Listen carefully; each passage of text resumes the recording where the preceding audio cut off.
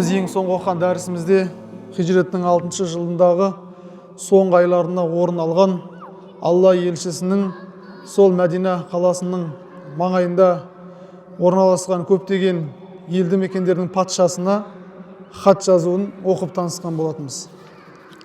Қайталап өтсек, әуелі пайғамбарымыз Рим елінің мырзасы, патшасы Қайсарға Дихиятул Калби атты сахабаны жіберді. Онымен болған оқиғаны білдік. Сосын Шам өлкесіне қарасты Бусра елінің патшасы болған оған Әл-Харис ибн Умайр Әл-Азди деген сахабаны жіберіп, ол жолда өлтірілді. Оны да оқыдық. Ал енді бүгін Алла нәсіп етсе, Мұқауқис, Мысыр елінің даңқты патшасы Мұқауқисқа пайғамбарымыздың хатын оқитын боламыз. ووجه عليه الصلاة والسلام حاطب ибн Аби Балтаа. Алла елшісі Хатиб ибн Аби Балтаа атты сахабасына хатты ұстатып, иля Мұқауқис амиру Миср min jihati Қайсар. Римнің патшасы Қайсар тарапынан тағайындалған Мысыр елінің мырзасы, басшысы Мұқауқисқа пайғамбарымыз хат жазды. Ол кезде Мысыр өлкесі әлі Римнің қол астында болған. Сол тараптардағы көпшілік мемлекеттердің патшасын тағайындайтын ол Римнің мырзасы Қайсар тарапынан болған. Сол Қайсардың тағайындауымен таққа отырған Мысырдың патшасы Мұқауқис деген кісіге пайғамбарымыз Хатиб ибн Аби Балтаа деген сахабаны жібереді. Бұл хатта пайғамбарымыз мынандай мәтінде сөз жазып жіберген. Бисмиллахир-рахманир-рахим. Ерекше рахымды, мейірімді Алланың атымен бастаймын.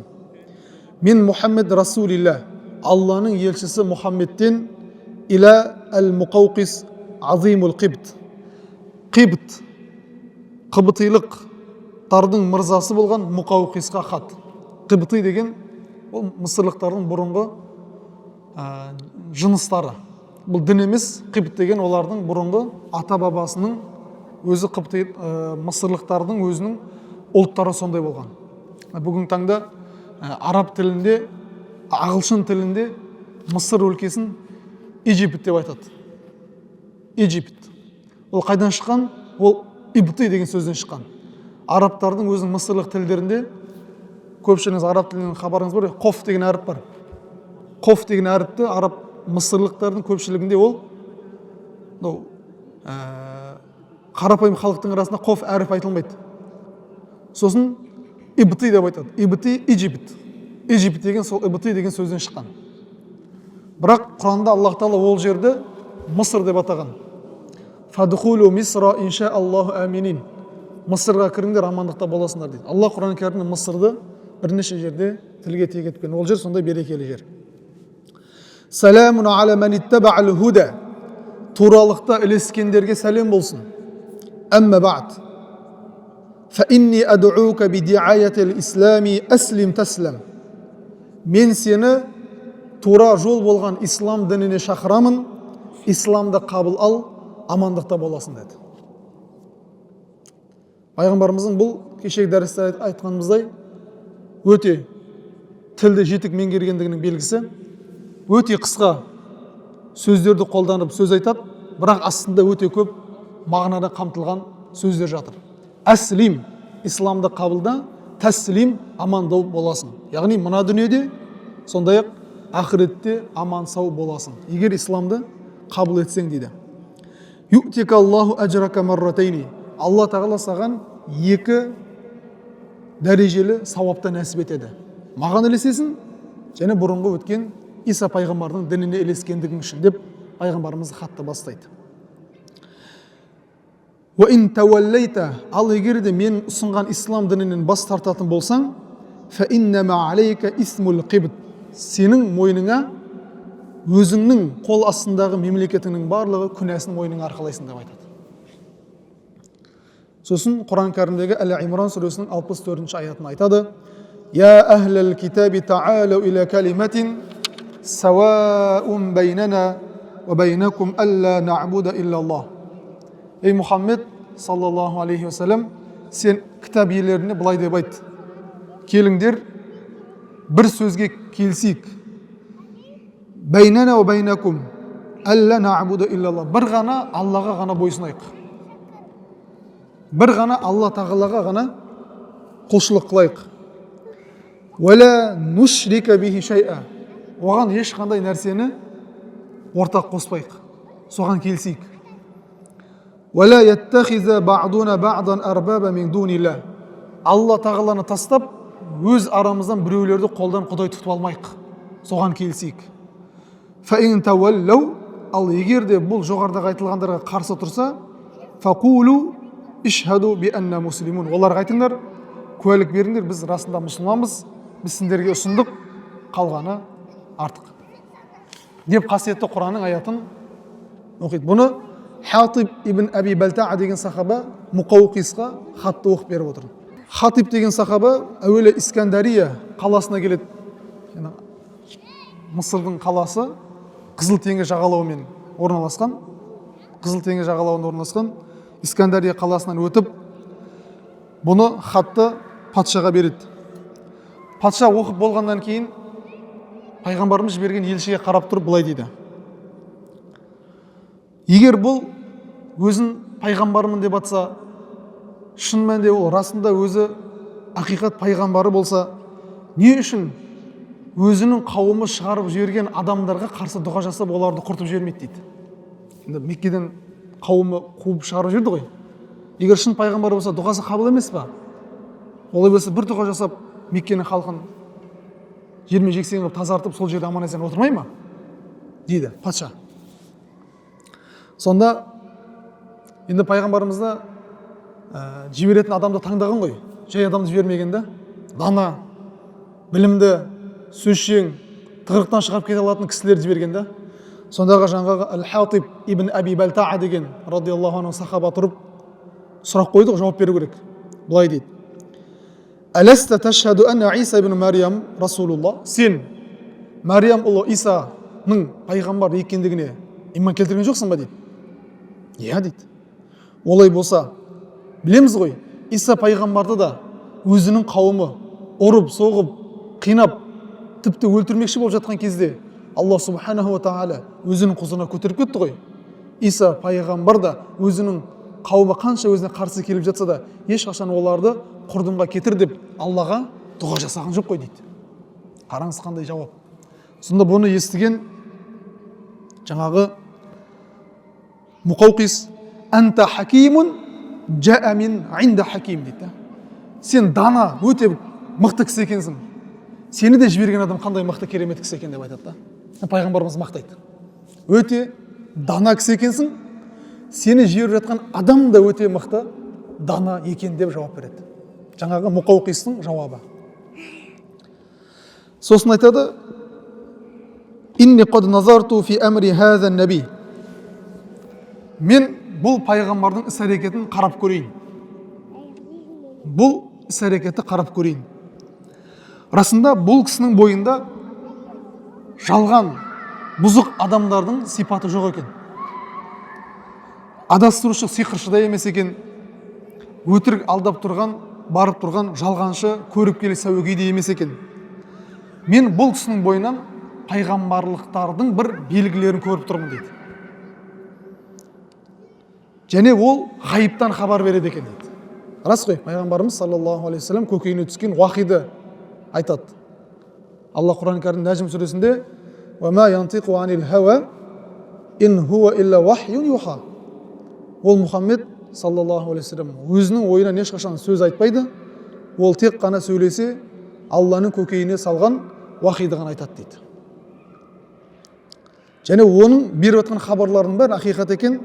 Сәнзору, мен ойланып көрейін бұл істі деп айтады.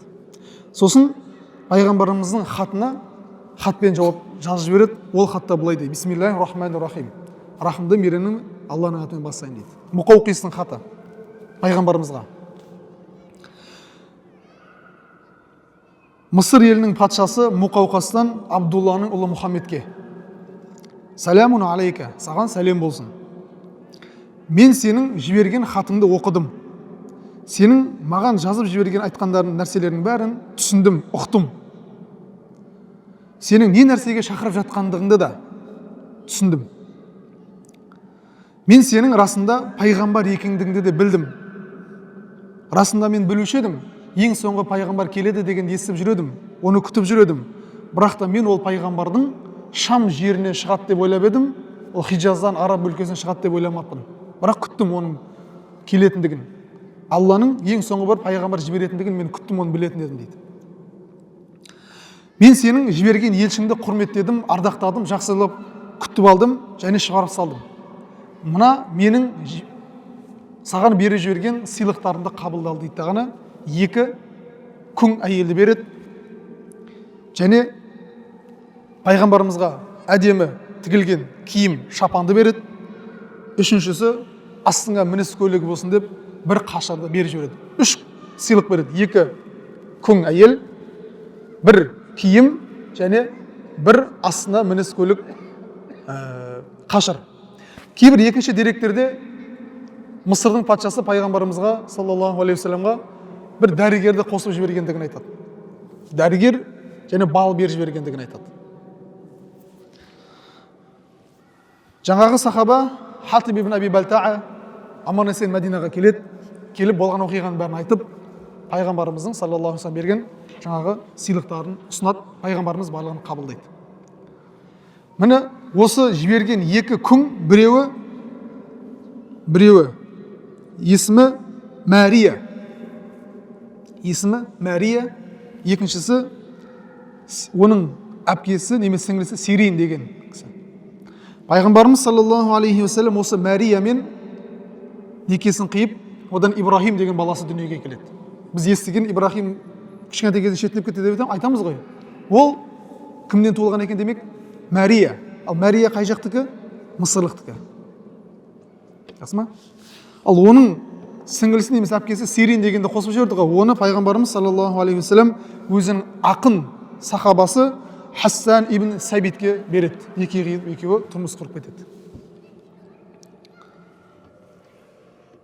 Ал жаңағы айтылған дәрігер беріп жібереді деді ғой. Пайғамбарымыз саллаллаху алейхи вассалам ол дәрігерді қабыл етпаған екен да. Қабыл алмаған екен. Сонда өзі сыйлық болып келген дәрігер бүкіл сыйлықтарды қабылдап, дәрігерді қайтарып жатқандығын көреді дағыны. Пайғамбарымызға мен сізге бір сұрақ қойын дейді.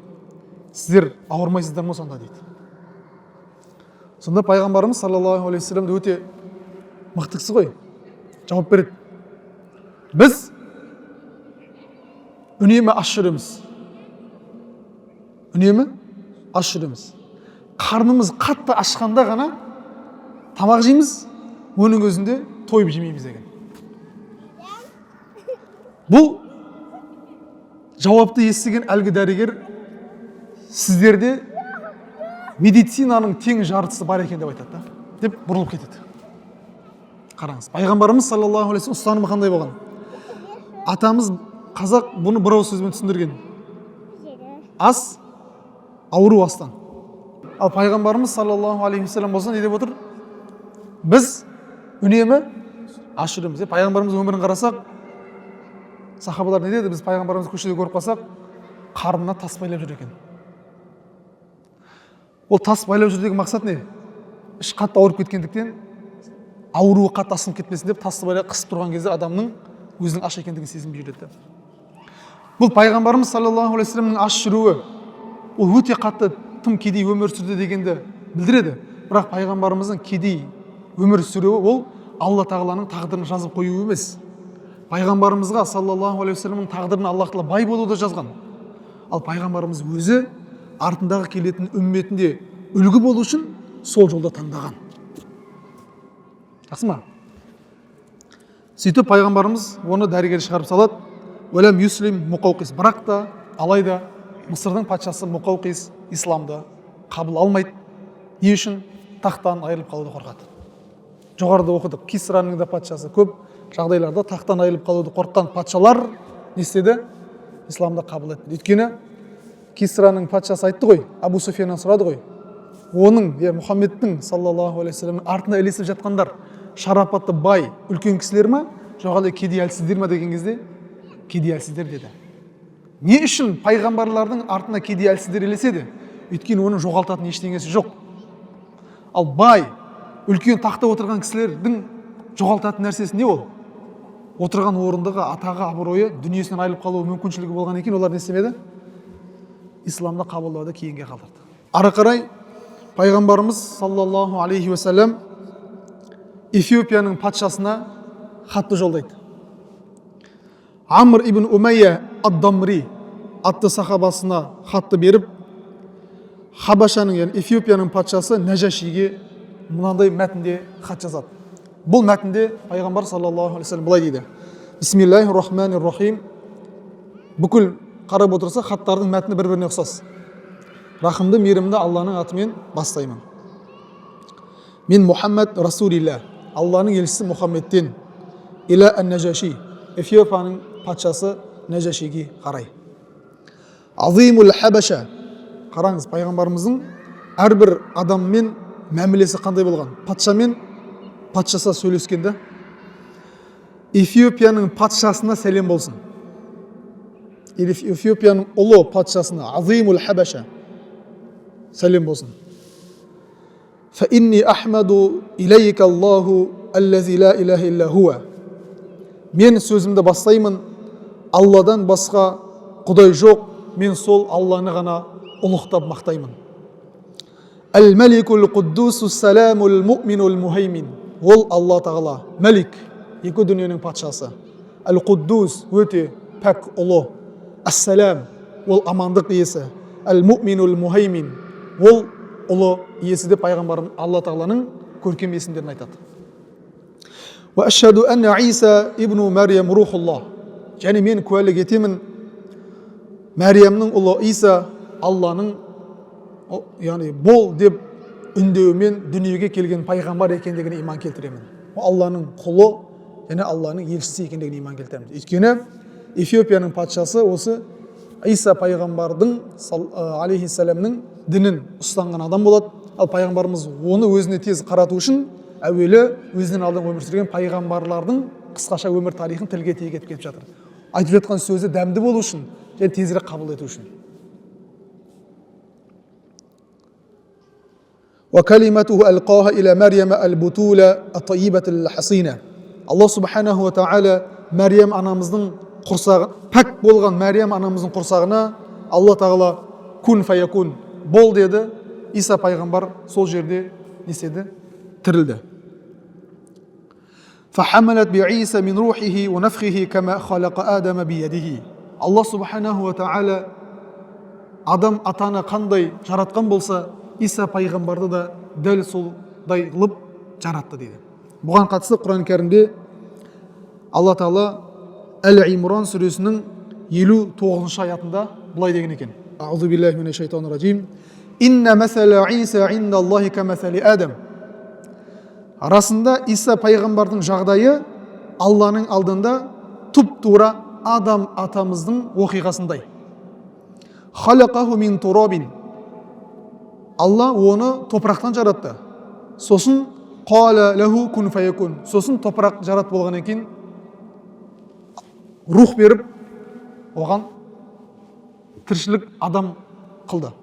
Тура сол секілді Алла субханаху ва таала пәк ешқандай еркек көрмеген пәк Мәриям анамыздың құрсағына Иса алейхиссалам пайғамбарды ешқандай әкемен қосылмастан Мәриям анамыздың құрсағында баланы бітіргізді. Бұл Алла Тағаланың құдірет иесі екендігінің белгісі. Алла қалаған нәрсесін жасайтын адам. Қалаған нәрсесін жасаушы Алла субхана ва таала. Ешқандай Алланың қалауын тосқауыл болатын бұл дүниеде нәрсе жоқ. Қарап отырсақ, Иса пайғамбардың қысқаша өмір тарихын біздің кітабымызда келтірген Құрандағы аяттарға сәйкестендіріп, сол Иса пайғамбардың артына ілескендерге кім екендігін түсіндіріп беріп отыр. Ва инни ад'ука илаллахи. Енді барып сөзді бастады. Мен сені Аллаға шақырамын. Вахдаху ла шарика ла. Ол Алла біреу. Оған ешқандай нәрсені ортақ қоспауға шақырам сені. Ал-муалату аля таатихи. оған құлшылық етуге мен сені шақырам. Яғни оның бұйрықтарын орындауға шақырам сені. وأن تتبعني وتوقن بالذي جاءني فإني رسول الله. Расында мен Алланың жіберген елшісімін. وإني أدعوك وجنودك إلى الله عز وجل. Мен сені және сенің әскерлеріңді бір ғана Аллаға ғана құлшылық етуге шақырамын. وقد بلغت ونصحت فاقبلوا نصيحتي. Мен саған маған келген нәрсені бәрі жеткіздім. Мен саған айтатын насихатымды айттым. Менің насихатымды ендеше қабыл ал. Уассаламу аля ман иттаба аль-худа. Туралыққа ілескендерге сәлем болсын деп хатты бітіреді пайғамбарымыз. Бұл пайғамбар саллаллаху алейхи вассаламның хатының мәтіні осылай болды. Қарап отырсақ, пайғамбарымыз саллаллаху алейхи вассалам исламдағы 3 діңгек бар, иман, ислам, ихсан. Үшеуін осыған қамтып тұр. Иман деген бір ғана Аллаға шақырып жатыр. Оған ортақ қоспауға шақырып жатыр. Аллаға құлшылық қыл деп исламды, шариғатты айтып жатыр. Оған ғана бойсын деп жаңағы ихсанды, көркемді түсіндіріп отыр. وَلَمَّا وَصَلَهُ إِلَى الْكِتَابُ احْتَرَمَهُ غَايَةَ الْإِحْتِرَامِ. Бұл хатты оқып болғаннан кейін, бұл хат әлгі Эфиопияның патшасына келіп жеткеннен кейін, оқып болғаннан кейін өте қатты құрметтейді пайғамбарымызды және жіберген кісіні де. Сосын барып жаңағы хатты жеткізген сахаба Амр ибн Умайя ад-Дамри деген кісіге былай дейді: "Инни а'ламу валлахи", расында мен білем оның пайғамбар екендігін. Өйткені Иса пайғамбар оның келетіндігі жайында біздерге сүйінші хабарларды беріп кеткен еді дейді. Демек, кейбір деректерде ғалымдарымыз Эфиопияның патшасын іштей исламды қабыл еткендігін айтады, алға тартады. Бұл да сол тақтан қорқу да исламды қабылдағандығын тілмен айтып жарияламаған, бірақ іштей қабыл алған деп айтады. ولكن أعواني بالحبشة قليل فأنظرني حتى أكثر الأعوان وألين القلوب. Алайда маған азғантай ғана уақыт берші. Менің қасымда сенің жіберген дініңді дұрыс қабылдайтын, оған жәрдем беретін адамдардың аз екендігін көріп отырмын. Азғантай маған шама бер, азғантай уақыт бер, мұрсат бер. Мен адамдардың жүректері жұмсарып бұл дін кіргенге дейін бұл істі қалдыра тұрсақ деп айтады. Бірақ өзі іште исламды қабыл алғандығын ғалымдарымыз алға тартады. وَقَدْ عَرَضَ عَمْرٌ عَلَى مَنْ بَقِيَ مِنَ الْمُهَاجِرِينَ. Сосын барып жаңағы жіберген сахаба Амр ибн Умайя ад-Дамри деген кісі патшадан рұқсат алады. Рұқсат берсеңіз, осы Эфиопияда кезінде Меккеде қысымшылық болған кезде ең бірінші хижрет еткен кейбір бауырларымыз бар еді. Біз соларды зиярат етіп, өзімізбен бірге Мәдинеге алып кетсек рұқсат бересіз ба дейді. Өйткені естеріңізде болса, пайғамбарлық келген кезде Меккеде сонау хижреттен бұрын алғашқы 3 жылда ислам өте жасырын түрде жарияланды. 3 жыл өткеннен кейін барып Алладан рұқсат алып, пайғамбарымыз бұл келген дінді жария түрде халыққа ұсынған кезде Меккенің мүшриктерін ауыр тиіп, сахабаларға, мұсылмандарға зиян, қысымшылық көрсетті.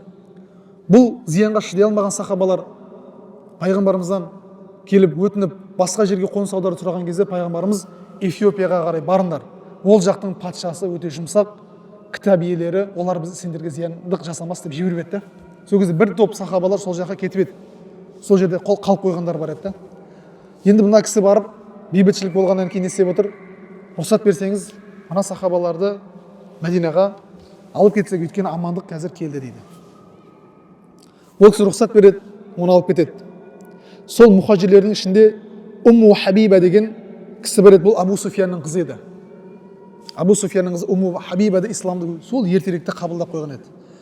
Оның күйеуі Абдулла ибн Джахш деген кісі сол жақта жүріп қайтыс болады. Біраз уақыт өткеннен кейін қайтыс болады.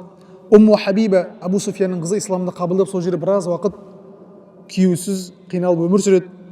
Алла елшісі саллаллаху алейхи вассалам Эфиопияның патшасына өкілдік қылып, өзі Мәдинада отырып, осы Умму Хабибамен некесін қидырған. Ол жай нәрсе емес.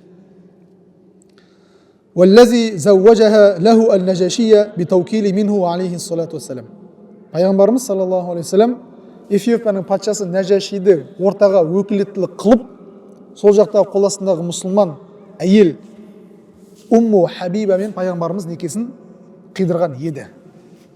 Бұл кісі өте салихалы, ізгі, жақсы кісі болған. Тіпті пайғамбарымыз саллаллаху алейхи вассалам бұл кісі дүниеден өткен кезде өзі Мәдинада отырып, бұл кісіге сырттан ғайып жаназа намазын оқыған.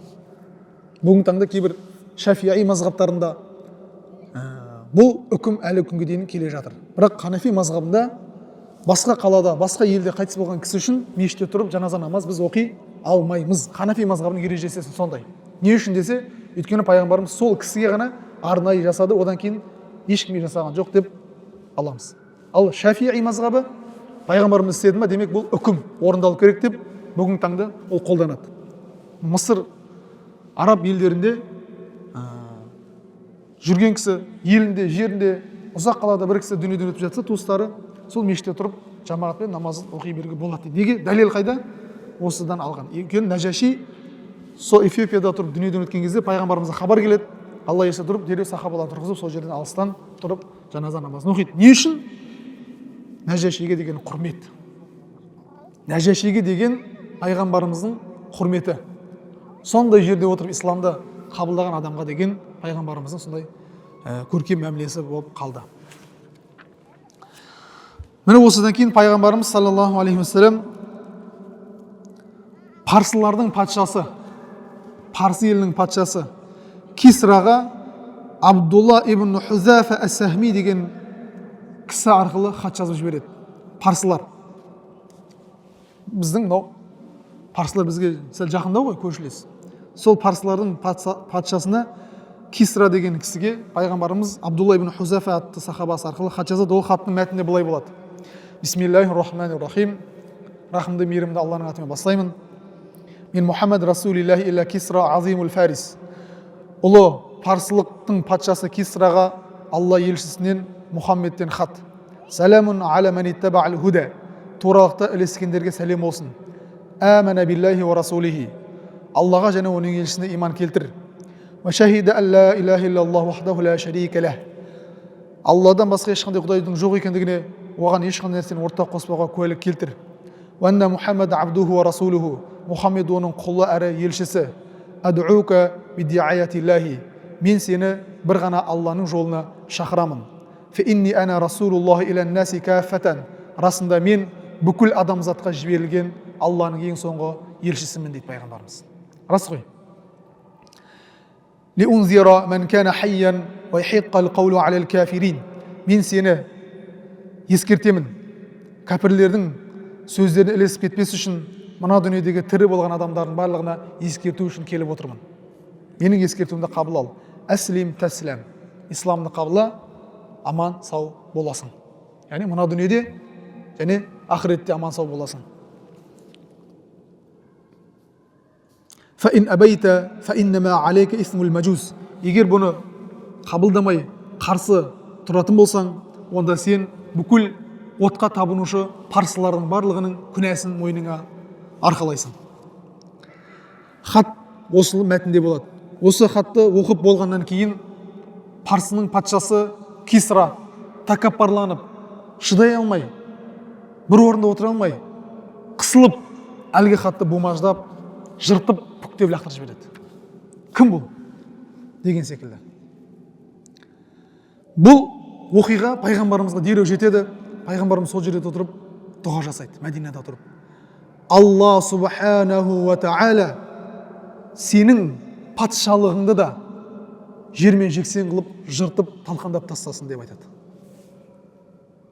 Пайғамбарымыз хатын талқандап жыртып тастаған секілді, сенің де патшалығыңды, сенің де билігіңді Алла субханаху ва та'ала түгін қалдырмай жоқ қылып жіберсін деп айтады. Расымен ол сол болды дейді. Жүзеге асты пайғамбарымыздың дұғасы. Факанат мамлакатуху aqrabul mamалики суқутан. Сол арадан көп уақыт өтпей парсы патшалығы қирап құлайды. Вақад бада хаза шақи бил удван. Бұл кісі пайғамбарымыздың хаты келген кезде ашуланып, өшпендік қылып, Иеменнің патшасы арқылы адам жіберіп анау шыққан расулды Мұхаммедті өлтіріңдер деп адам жіберген болатын. Бірақ ол Алланың қалауымен жүзеге аспады. Өзінің баласы Кисраның, Парсының патшасы болған Кисраның өзінің баласы әкесін өлтіреді. Сумма арсала ли'амилихи фил Яман янхаху амма амараху бихи абуху. Әкесі тапсырма берген адамдарды тоқтатады. Сөйтіп бұл іс сол жерде бітеді. Өзінің баласы әкесін өлтіреді. Йеменнің патшасына бар Мұхаммед өлтір деп жіберген адамды да тоқтатады, болды дейді. Бұл іс бітті, шаруасын тоқтатамыз деп. Демек пайғамбарымыздың дұғасына әп сәтте не болды? Қабыл болды. Көп ұзамай Парсы патшалығы құлады. Бұл қабылдамай, қарсы тұрмай қабылдағанда, онда тарих басқаша болатын еді. Алла елшісі Әл-Ала ибн Әл-Хадрами деген сахабасы арқылы Бахрейннің патшасы Мунзир ибн Сауа деген кісіге хат жазады. Ол кісіні исламға шақырып былай дейді. Бахрейн, қазіргі Бахрейн сол. Ол кезде әлі исламды қабылдамаған кісілер еді пайғамбар заманында. Бірақ пайғамбарымыз Мунзир ибн Сауа деген патша болады. Сол кісіге Әл-Ала ибн Әл-Хадрами деген сахабасы арқылы хат жазады. Ол хатта былай болады. Бисмиллахир-рахманир-рахим. Рахымды, мейірімді Алланың атымен бастылаймын. Әслим әнтә, сен исламды қабыл ал. Мен серігі жоқ болған Құдай тағаланы ғана мақтап мадақтаймын. Фа инна ман салла салатана, кім бізбен бірге намаз оқитын болса, біздің құбыламызға жүзін қарататын болса, біздің шалған құрбандығымызды жейтін болса, ол мұсылман болады. Ол Алла мен оның елшісінің қамқорлығының аясында болады дейді. Кім осы мәжүсилердің арасынан, яғни отқа табынушылардың арасынан исламды қабылдайтын болса, неткен керемет болады. Ол мұсылман болады. Ол исламды қабылдасын. Ал егер де осы мен айтылған ұсыныстарды қабылдамай исламнан бет бұратын болса, онда ол сол жерде аман есен тұрғандығы үшін мұсылман патшалығына жизия, құн төлеп тұрсын дейді.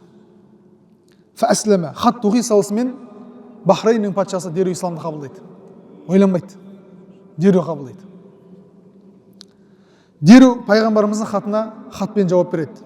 Я Расул-Алла дейді. Дереу қара. Уа Алланың елшісі. Мен сіздің жіберген Бахрейн еліне жіберген хатыңызды оқыдым. Біздің еліміздегі отқа табынушылардың ішіндегі біразы исламды жақсы көріп қабылдады.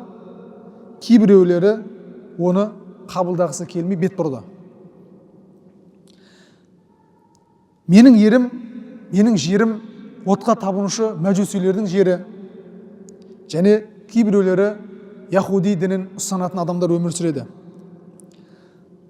فأحدث إلي في ذلك أمرك فكتب إليه عليه الصلاة والسلام. Ол кісі айтты, егер мен мәжүсилерден, яхудилерден болған адамдар сен жіберген ислам дінін қабылдамаса, мен не істеуім керек деп айтады. Пайғамбарымыз қайтадан оған хат жазады. Бисмиллахир-рахманир-рахим. Алланың атымен бастаймын. Алланың елшісі Мұхаммедтен Бахрейннің патшасы Мунзир ибн Сауаға: Саламун алейка, саған сәлем болсын. Расында мен Алладан басқа ешқандай құдай жоқ екендігін айтамын, оны ғана мақтаймын. Одан басқа ешқандай құдай жоқ, Мұхаммед оның елшісі әрі құлы екендігіне куәлігімді беремін. Мен сені Алла тағаламен ескертемін. Кім менің насихатымды қабыл алса, кім маған бойсынса, ол менің жіберген елшіме кім бойсынса, ол маған бойсынған. Пайғамбарымыз елші арқылы болып жатыр ортада. Кім менің насихатымды қабылдаса, кім менің елшімнің айтқан сөздерін ілессе, ол маған ілескен болып есептеледі. Менің елшім айтқан насихатты кім қабылдаса, ол менің насихатымды қабыл алған болып есептеледі.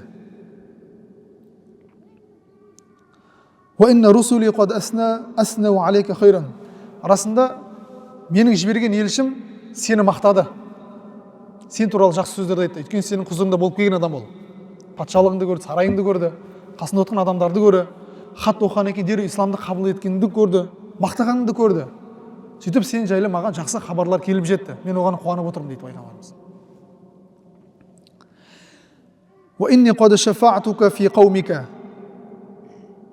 Мен сенің қауымыңды қияметте шафағат ететін боламын, егер исламды қабылдаса дейді пайғамбарымыз. Мұсылмандарды тиіспе, оларды өз орнына қалдыр, исламды қабылдағандығы үшін. Сол мұсылмандардың ішінде күнә жасап қойғандар болса, мен оларды кешірдім дейді. Қараңыз, пайғамбарымыз саллаллаху алейхи вассалам қандай керемет сөздерді куәлік беріп отыр ол адамдарға. Олар адамдар қандай бақытты кісілер. Пайғамбарды көрмесе де, сахаба атағын алмаса да, пайғамбарымыз бірақ оларға не деп отыр? Мен оларды кешірдім және шафағат етемін оларға иншалла деп отыр. Өз заманда өмір сүріп тұрған адамдарға. Бірақ та өзінің, мен сенің Бахрейндегі патшалығыңа тиіспеймін, сен патша болып қала бересің, жалғастыра бер, қорықпа. Ал бірақ та өзінің яхуди дінінде, өзінің отқа табынушылық мәжуси дінінде қалғандарға сода жүре берем деген кісілер болса, онда олар мұсылмандардың елінде сау саламат, аман есен өмір сүріп жатқандар үшін сендерге не төлеп отырсын? Құн төлеп отырсын жыл сайын. Міне пайғамбарымыз хатпен жауап беріп түсіндіріп берді. Сөйтіп Бахрейннің патшасы Мунзир ибн Сауа деген кісі ары қарай мұсылмандық қабылдап ислам дінімен мамыражай керемет өмір сүрді. Бұның барлығы пайғамбарымыздың сол Худайбия келісімінің арқасында болып отыр. Сахабалар, мұсылмандар емін-еркін, ешқандай жерде қорықпай, соғыс жоқ, жау келіп қала ма деген жоқ, емін-еркін өмір сүріп отыр. Неге? Өйткені бұдан біраз уақыт бұрын Худайбия келісімінде меккелік мүшриктермен шартқа қол қойған еді. 10 жыл бір-бірімізге тиіспейміз, соғыс орын алмайды деген. Алла елшісі Амр ибн Ал-Ас деген сахабасы арқылы Оманның екі патшасы Джейфар мен Абд деген кісіге хат жазады. Джуланди деген кісінің екі баласы болады. Джейфар мен Абд. Бұлар Оманның патшалары. Оған Амр ибн Ал-Ас, Мысырды фатх қылған атақты, даңқты батыр сахаба. Соған хат жазады. Бұл хатта былай дейді: Бисмиллахир-рахманир-рахим. Мен Мұхаммад Расулилlah, Алланың елшісі Мұхаммедтен. Джуландайдың екі баласы Абд бен Джейфарға хат. Ассаламу аля ман иттаба ал-худа. Туралыққа ілескендерге сау саламат болсын. Мен сен екеуіңді ислам дініне шақырамын. Сен екеуің исламды қабылдаңдар, екеуің бұл дүниеде де, ақыретте де аман сау боласыңдар. Мен расында күллі әлемге жіберілген, адамзатқа жіберілген Алланың елшісі боламын.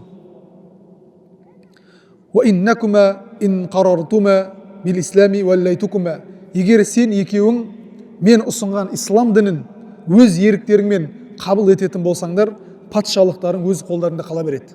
Тиіспейміз оған. Патшасың ба, патшалығың жүре берсін. Қараңыз, пайғамбарымыз көп кісілер айтады ғой, ислам қылышпен келген, ислам жер бетіне жаңағыдай соғыспен тараған жоқ. Әуелі пайғамбарымыздың шариғатында, әдебінде бірінші ұсынады, көркем уағыз айтады.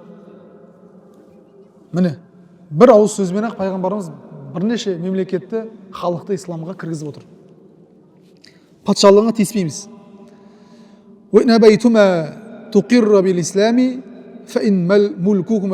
Егер сен екеуің исламды қабылдамай бас тартатын болсаңдар, онда патшалықтан кетеді. Соны біліп алыңдар. Патшалықтан айырыласыңдар.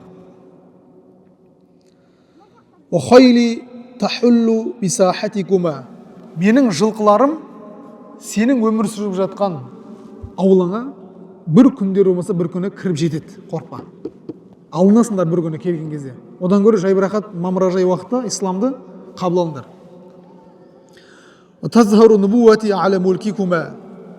Менің пайғамбарларым сендердің патшалықтарынан да үстем келіп бір күні бүкіл әлемге жететін болады. Сендер қабылдайсыңдар ма, қабыл етпейсіңдер ме, бәрібір менің пайғамбарлығым бүкіл жер бетіне күндердің күні келгенде жетеді. Міне, бүгін таңда бүкіл жер бетіне Мұхаммед пайғамбардың пайғамбар екендігі бүкіл жерге жарияланып қойды. Өйткені толассыз жер бетінде 24 сағат, қанша сағат бойы, 365 күн бойы ашхаду анна Мұхаммад Расулулла деген Алланың есімімен қоса пайғамбарымыздың есімі азаншылар толассыз бүкіл жер бетінде пайғамбарымыздың есімін әлемге паш етіп отыр. Амр ибн ал-Ас сахаба олардың құзырына кіріп бұл хатты оқып болғаннан кейін Жүлендейдің баласы Абд бүкіл хатты оқып қабылдайды. Сосын сұрайды, бұл Расул, елші не нәрсеге бұйырып, не нәрседен тыяды дейді. Білгісі келіп отыр. Қасындағы Жайфар деген бауыры сыртта болады, Абд бауыры сарайда болады. Абд бүкіл хатты оқыды, сұрақ қойып жатыр. Не нәрсеге бұйырады, не нәрседен тыяды. Я'муру би таатиллахи азза ва джалла. Бірінші Алла тағалаға ғана құлшылық етуге шақырады. Ва янха ан маасиятихи. Аллаға қарсы күнә деп есептелетін істердің барлығынан тыйым салады. Я'муру бил бирри. Жақсылыққа ғана бұйырады. Жақсылықтың астына бүкіл кіреді. Осилату рахими. Ағайындармен қарым қатынасты жақсы болуға бұйырады. Ва янха ани зулми. Әділетсіздіктен тыяды, дұшпандықтан тыяды, зина жасаудан тыяды, арақ шарап ішуден тоқтатады. Мына қандай керемет нәрселерді айтты, уағыз насихат айтып отыр. Ва ан ибадатил хаджари вал васани ва салиб. Тасқа, отқа, пұттарға табынудан тоқтатады. Деп исламның шақыратын, исламның тыятын нәрселерін толық оған баяндап береді сахаба. Оны естіп тұрған Оманның патшасы Абд неткен керемет дін деп айтады. Неткен керемет нәрсеге Мұхаммед бізді шақырып отыр. Мен бұны қабылдаймын. Бірақ менің бауырым Жайфар қазір қаланың сыртында. Бұл исламды қабылдай ма, қабылдамай ма, Мұхаммедті қандай қабыл ететіндігін мен біле алмаймын. Сол үшін бұл нәрсені тоқтата тұрайық. Бауырыма бірінші ұсынып көрейін. Ақылдасайын, келісейін деп айтады. Амр тұрып, ин аслам ахука маллакаху Расулуллахи аля қаумихи. Пайғамбарымыз айтты емес пе? Деп айтады Амр. Егер ол да исламды қабылдайтын болса, екеуіңіз патшалықтарыңыз қауымыңызға жалғаса береді. Оны қорқпаңыздар дейді. Фахаза ас-садақа. Сосын айтады, және пайғамбар не нәрсеге шақырады деген кезде Амр арғы жалғасады. Мұхаммед пайғамбар өзіңнің еліңдегі байлардың зекетін алып, өзіңнің еліңдегі пақыр міскіндерге тарқатып беруге шақырады деп айтады. Қараңыз, пайғамбарымыз зекеттің барлығын Мәдинаға жинамаған. Пайғамбар дүние қоңыз болмаған, Құдай сақтасын. Пайғамбарымыз не деп отыр? Өзіңнің еліңдегі байлардан зекетін алып, өзіңнің еліңдегі кедейлерге тарқатып беруге айтады. Бұны естіген Абд, инна хаза хулуқул хасан. Мынау іс, бұл неткен керемет іс, таңғалып отырмын дейді. Өзіміздің еліміздің байларымыздың өзіміздің елімізде кедейлерге бөліп береміз ба? Неткен керемет. Ол патшаға жағады ғой енді бәрібір де. Елінде қанша кедейлер бар, көтеріліс қылатындар бар. Сол байлардан алып бере салса, оған да тыныш. Ол айтады, ол неткен керемет, жақсы екен дейді. Садақа дегеніміз не дейді?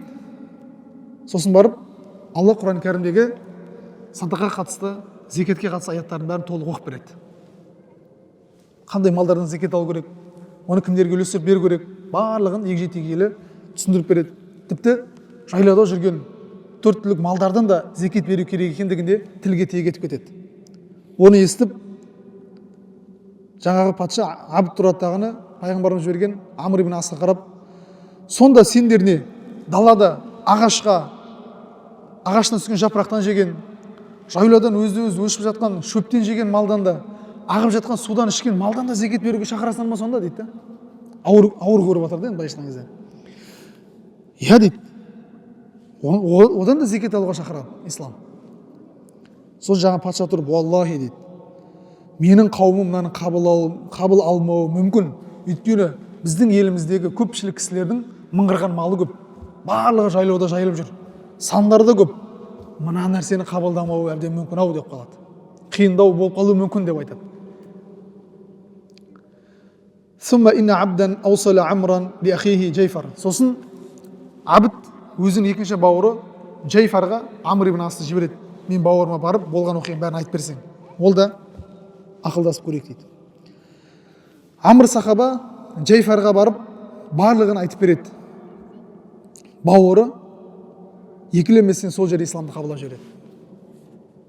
Не істейді? Исламды дереу қабылдайды. Бауыры да өзі де дереу исламды соңында не істейді?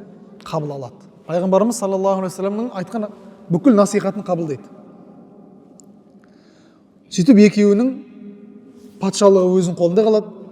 Сосын макканаху мин садақати, Амр ибн Асы сол жерде садақаны жинаушы ретінде тағайындап қояды. Енді олар исламды толық түсінбейді ғой енді. Ал сахаба барғаннан кейін Құранды, хадисті толық түсініп тұр, исламды біліп тұр. Бүкіл мән жайды беріп, сол жерде ұстаздық қылып, ары қарай мұсылмандардың санын сол жерде көбейтеді. Және ең соңғы хатта пайғамбарымыз саллаллаху алейхи вассалам Салид ибн Амр әл-Амири атты сахабасының арқылы Хауза ибн Али, Ямаманың патшасы Хауза ибн Али деген кісіге хат жазады. Ямама деген жердің патшасы Хауза ибн Али деген кісіге Салид ибн Амр әл-Амири деген сахабасы хат жазады. Ол хатта былай дейді: Бисмиллахир-рахманир-рахим. Min Muhammad Расулиллахи иля Хауза ибн Али. Алланың атымен бастаймын, Алланың елшісі Мұхаммедтен Ямаманың патшасы Хауза ибн Алиге хат. Саламун аля мани таба'ал худа. Туралыққа ілескендерге сәлем болсын.